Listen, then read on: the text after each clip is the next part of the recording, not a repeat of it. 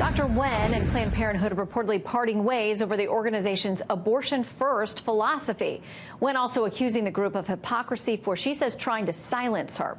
Let's get reaction from Republican Senator from Tennessee, Marsha Blackburn, who serves on the Senate Judiciary Committee. Senator, good to have you with us. Good to be with you. Of course, you have a deep knowledge of this as well, because you were part of an investigation over on the House side when you were a member there into Planned Parenthood's practices. What do you make of what we've heard from the now ex-president saying basically she wanted to have an overall health care philosophy? They didn't want to give up the fight of abortion first as their philosophy. Right, and they are abortion first. This gets to the heart of the argument about Title X funding and the legislation S-105 that I'd filed at the first of the year, which says, look, if you do abortion services, then you cannot get Title X, which are women's health care funds. And so Planned Parenthood couldn't get those funds, and because of an executive order from President Trump, and that cost them about $60 million because they were not willing to give up abortion first. But I got to tell you, listening to this statement from Dr. Wen and following this story, don't you find it so ironic that they are trying to silence her voice, and she's complaining about her voice being silenced when Planned Parenthood has silenced the voices of millions of babies. And I just find this so ironic.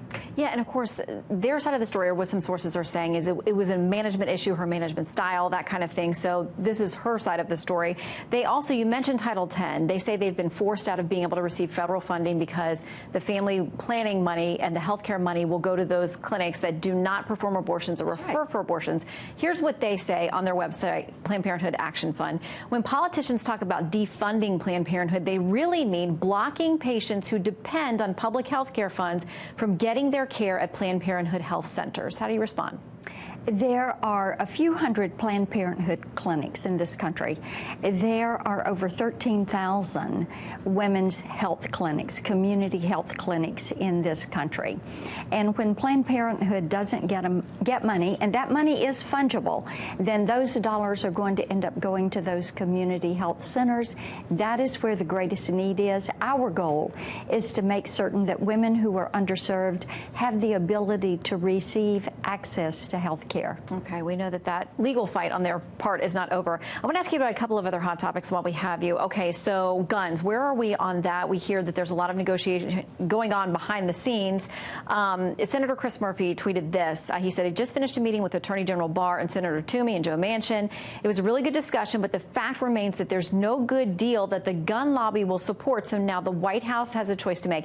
And there is a statement out there from the NRA basically saying what they're seeing floating around this one pager is not something that they can get behind.